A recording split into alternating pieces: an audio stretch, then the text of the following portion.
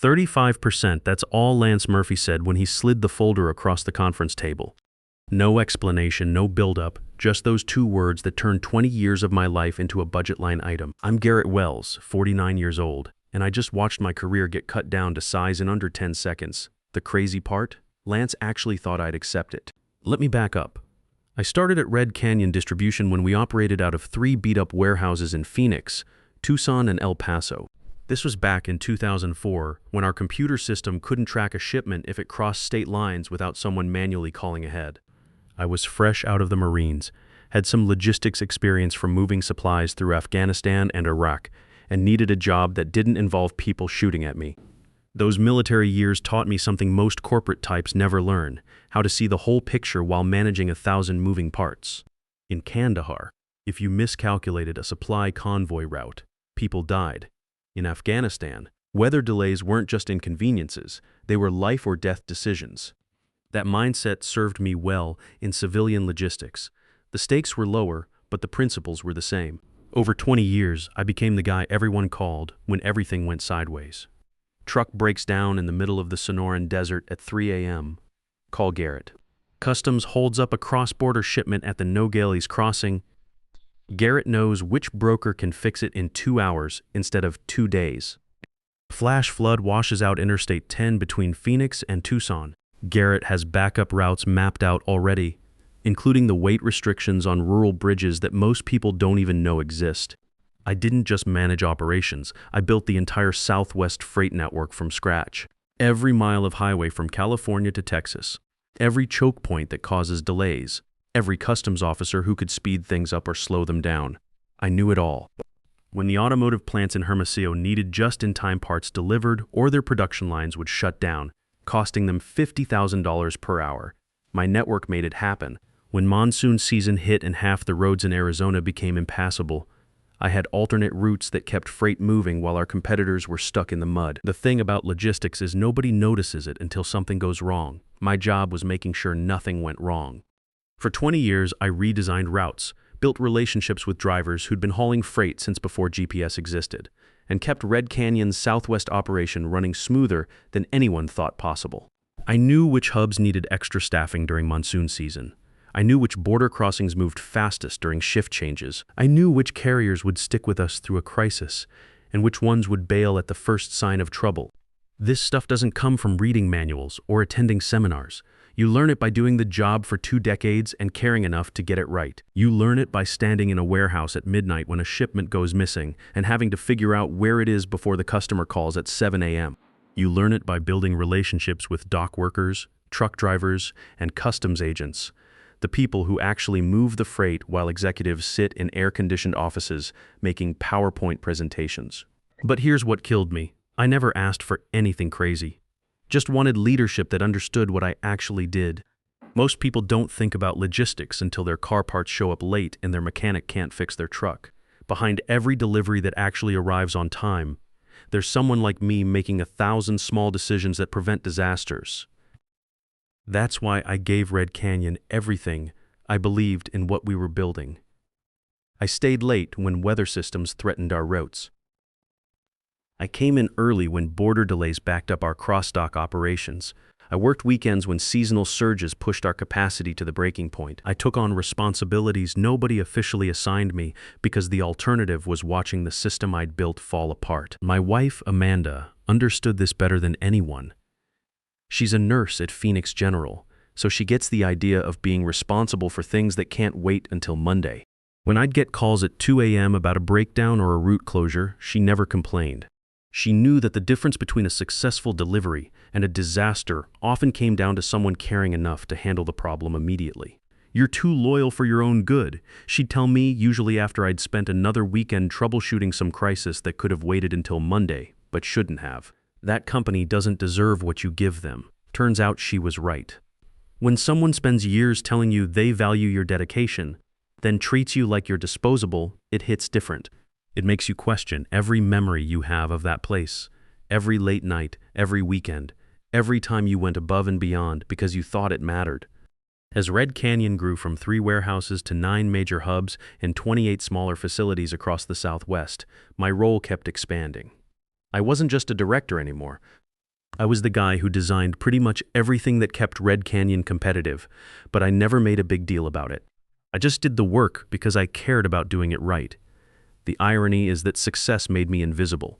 When everything runs smoothly, people assume it's automatic. They don't see the planning, the relationships, the institutional knowledge that prevents problems from happening in the first place. They just see the results and think anyone could have achieved them. The meeting that changed everything was scheduled for 8 a.m. on a Tuesday in early March. Early morning meetings are never about good news. They're about control, about catching people before they're fully awake and thinking clearly. When I walked into the executive conference room, Lance was already sitting at the head of the glass table, hands folded, wearing that expression people get when they've already made up their minds about something you don't know yet. Next to him sat Jessica Parker, the new COO who'd come over with Lance from some retail chain back east. Jessica had this practice smile from her MBA program, the kind that says people are just numbers on a spreadsheet, and she's really good with spreadsheets. "Garrett, thanks for coming in," Lance said, using that fake warm voice they teach executives in leadership seminars. I sat down across from them, morning sun casting long shadows on the polished table. The view from up here was nice. You could see the whole Red Canyon complex, trucks coming and going, the machine I'd built humming along perfectly. He pushed a folder toward me like he was handing over a restaurant menu. "We've been looking at compensation across the operations division. Found some areas that need adjustment to match current industry standards." Industry standards. I'd heard that phrase before during my years, watching corporate consultants come and go. It always meant the same thing. "We found a way to pay you less, and we're going to dress it up in business language so it sounds rational." I kept my voice steady. "What kind of adjustments?" Jessica tapped her tablet like she was delivering a medical diagnosis. "Your current salary is significantly above the national average for logistics directors in companies of similar size." National average. Sure, if you ignore that most other directors handle one facility, maybe two, not a multi-state network with cross-border operations and seasonal surges that can make or break automotive production schedules. If you ignore that those other directors didn't build their networks from scratch during the biggest expansion period in Southwest logistics history. But I let her talk. "We're proposing a salary adjustment," Lance continued, his voice getting that careful tone executives use when they're about to hurt you. 35% reduction, plus performance bonuses tied to measurable cost savings and efficiency improvements. Right there, I knew they didn't understand anything about what I'd built or how it worked. They wanted to cut my pay by more than a third, then offer me bonuses for helping them cut more costs.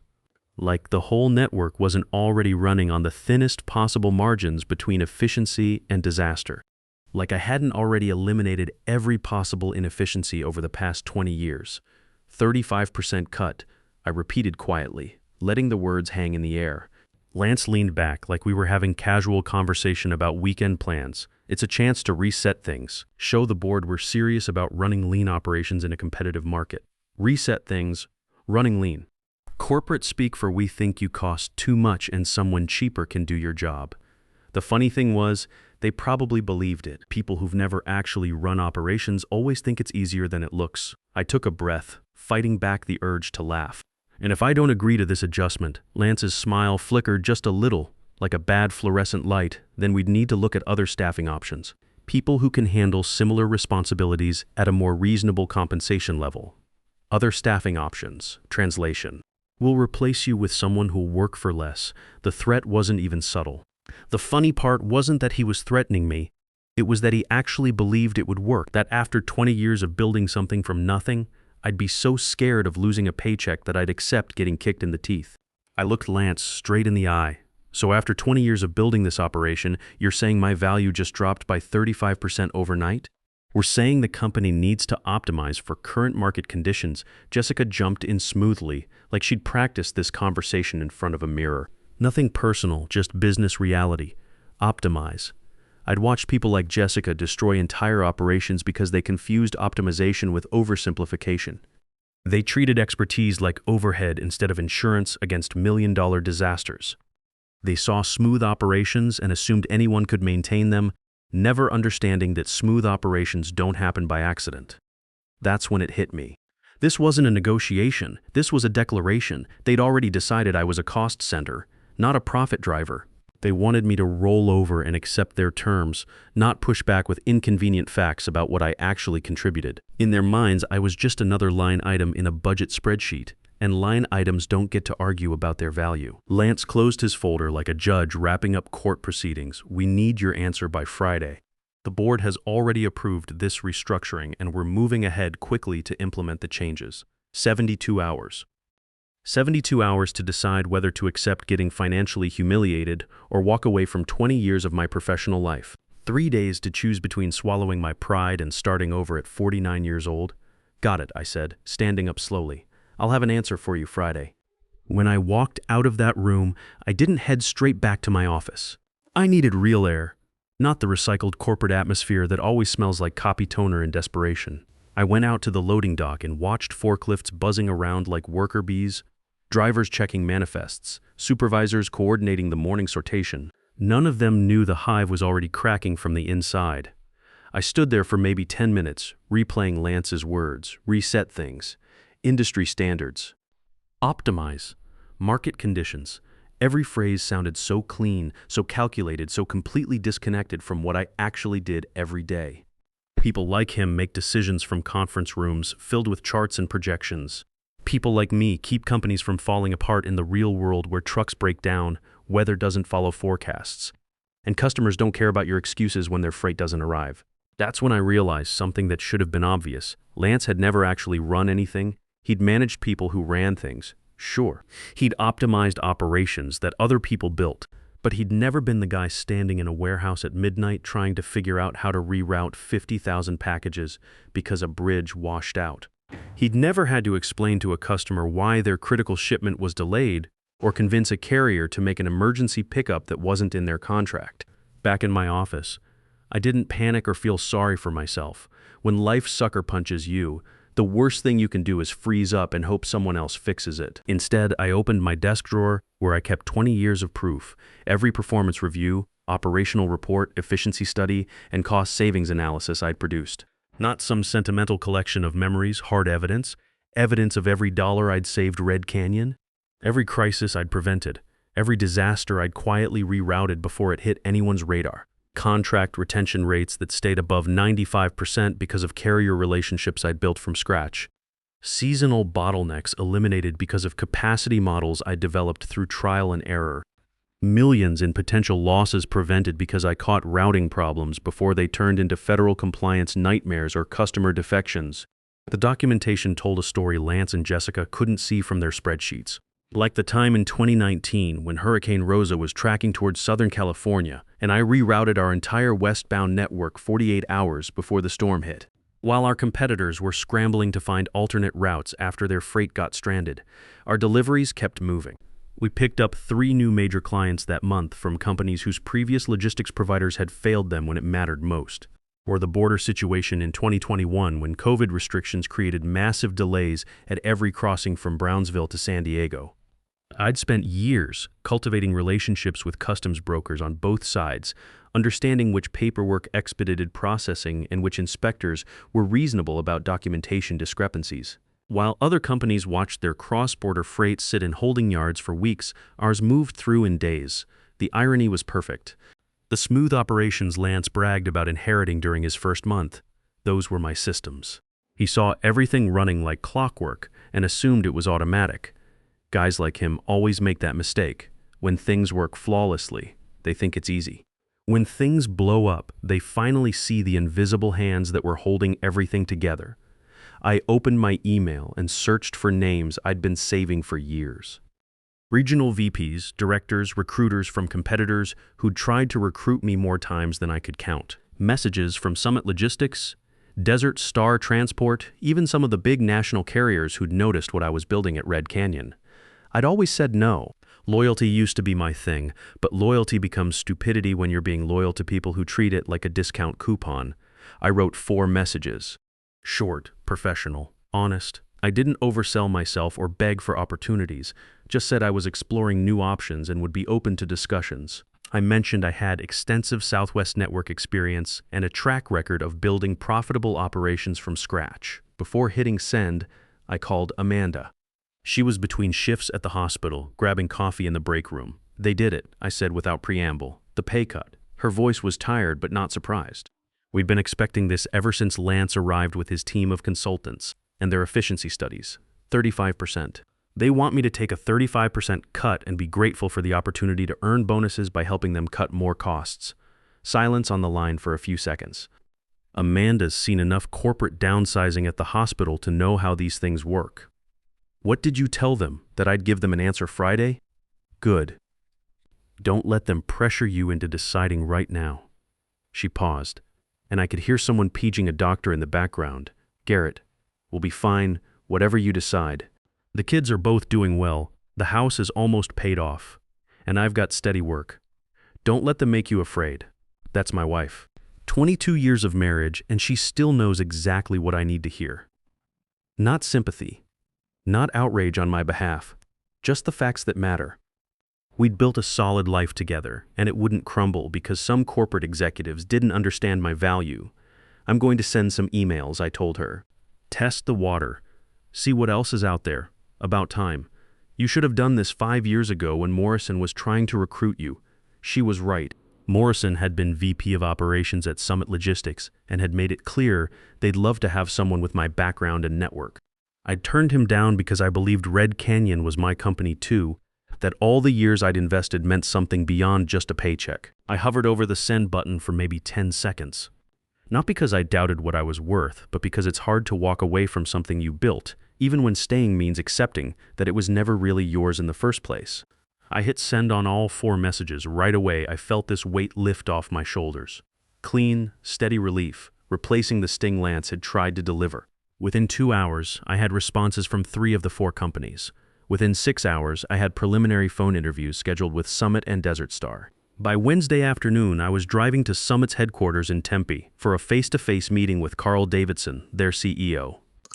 Carl was everything Lance wasn't. Mid-50s Spart, started in logistics as a dock worker, understood operations from the ground up. He'd built Summit from a small regional carrier into a serious player in Southwest freight. When I walked into his office, the walls were covered with route maps, carrier certifications, and photos of facilities under construction. This was someone who understood what we actually did for a living.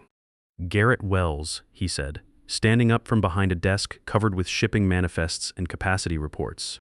I've been hoping we'd have this conversation for about 5 years now. We talked for 2 hours, not about salary or benefits, but about logistics, about the challenges of cross-border operations, the complexity of managing seasonal surges, the relationships that make the difference between success and failure. Carl understood that good operations management isn't about following procedures. It's about preventing the situations where procedures break down. We're expanding aggressively into automotive logistics, he told me, the just-in-time delivery market. But I need someone who understands that one missed delivery can shut down an entire production line. I knew that market inside and out. Red Canyon handled parts delivery for 3 major assembly plants, and I'd designed the routing protocols that kept their lines running. What would you want from me? I asked. Executive Vice President of Southwest Operations. You'd have complete authority over routing, carrier relationships, and facility operations from California to Texas. Build it however you think it should work. The offer he made was 45% more than my current salary at Red Canyon, plus equity participation and performance bonuses tied to growth, not cost-cutting. They wanted to expand, not shrink. They valued experience, not youth. They understood that good people cost money because bad people cost more. I told him I'd need until Friday to give him an answer, even though I already knew what that answer would be. Friday morning felt different, sharper. I walked into Red Canyon knowing it was my last day as operations director, and somehow that made everything clearer. My resignation letter was sitting on my desk like a promise I was ready to keep. I picked it up and walked straight to the executive floor. Lance's assistant looked up, surprised to see me without an appointment. He's in a meeting with the quarterly review team. Trust me, he'll want to take this one, I said, and pushed open the conference room door before she could stop me. Lance and Jessica looked up from whatever charts they were reviewing, expressions switching between annoyed and fake professional. 4 other executives I didn't recognize were sitting around the table, probably more consultants brought in to optimize things they didn't understand. I placed the envelope right in front of Lance. My decision, I said simply. Lance hesitated before opening it. like he sensed this wasn't going to go the way he'd planned. When he read the first line, his eyebrows shot up. "You're resigning." "Effective in 2 weeks, I'll make sure everything gets transitioned properly," I confirmed. He blinked like this possibility had never occurred to him. "Garrett, we figured you'd take the weekend to think it over." The adjustment wasn't set in stone. It was a starting point for discussion. I almost laughed out loud. "Lance, that wasn't a discussion, that was a message, and I heard it loud and clear." Jessica leaned forward with that artificially sweet tone executives use when they realize they miscalculated. "I'm sure we can work out terms that recognize your experience while meeting our budget constraints." I shook my head. "You had 20 years to do that." Silence filled the room like dust settling after an explosion. Not hostile silence, just the quiet that comes when everyone realizes the conversation is over. Except it wasn't my resignation hanging in the air, it was theirs.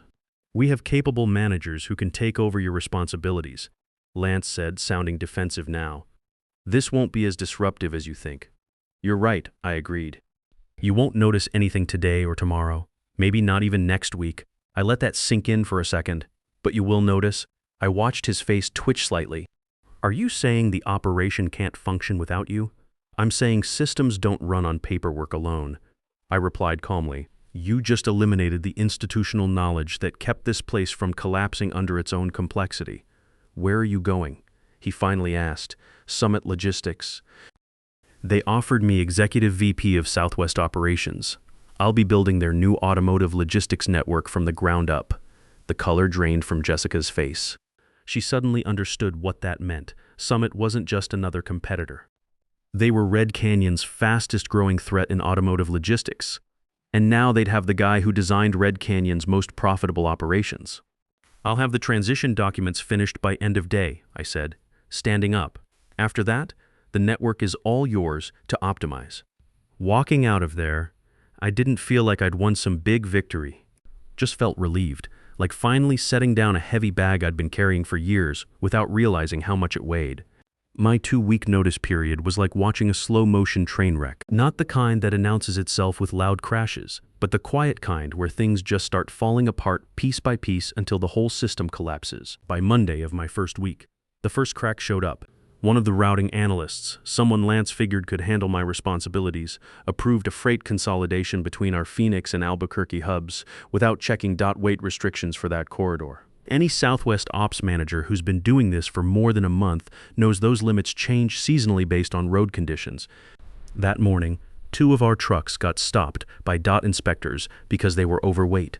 The fines were manageable, but the delay meant we missed our delivery window for a major auto parts client. One delay by itself isn't the end of the world, but in logistics, delays never stay isolated. They spread like cracks in a windshield. Tuesday brought problem number 2. Our El Paso inbound sortation completely backed up because containers that were supposed to go to Phoenix got sent to Tucson by mistake. Without the predictive load balancing system I'd developed over years of trial and error, they just threw more trucks at the problem instead of actually solving it. The result? Tucson got overwhelmed. El Paso ground to a halt. Phoenix ran out of freight and every facility downstream felt the pain. The freight network works like blood flow. If one artery gets clogged, the whole body suffers. Day 5 brought the real disaster. The new operations coordinator approved a carrier switch in the middle of the month without understanding our seasonal contracts. He thought he could save money by moving 2 major automotive lanes to a cheaper regional carrier. Problem was he didn't know that carriers' terminals were always behind on processing during spring surge season. He also didn't check the weather forecast showing storms tracking across Oklahoma and northern Texas storms I would have routed around automatically. Within 24 hours, we had a backlog of almost 18,000 packages, 5 distribution centers flashing red on every dashboard, and contract violation notices from 2 clients who were famous for having 0 patience with operational failures. 10 weeks later, I was settled into Summit Logistics and loving every minute of it. For the first time in years, I was building something new without having to fight for every resource or justify every decision to people who didn't understand the work. Carl Davidson gave me complete authority over Southwest operations and the budget to do it right. Summit wanted my experience, my relationships, my systems. They weren't shy about saying so either. I was finalizing our new automotive logistics division when my phone rang with a number I didn't recognize. "Garrett," the voice said, and I could hear the strain immediately. "It's Lance." For a few seconds, I didn't respond. The collapse must have gotten bad enough that he couldn't hide it from the board anymore. "I'd like to discuss bringing you back to Red Canyon in a senior executive role." Interesting choice of words considering the state their operation was in. "I'm listening," I said. "Over the past several weeks, we've experienced some operational challenges. The transition hasn't gone as smoothly as projected, and it's become clear that the network requires knowledge that—" He paused, swallowing his pride, "that only you possess." I leaned back in my chair, looking out at Summit's perfectly organized operations floor. "What are you offering, Lance?" "Executive VP of Operations. Complete authority over Southwest Logistics. Your compensation would be fully restored and increased 45% above your previous level, plus equity participation." The desperation in his voice told me this wasn't generosity, it was necessity.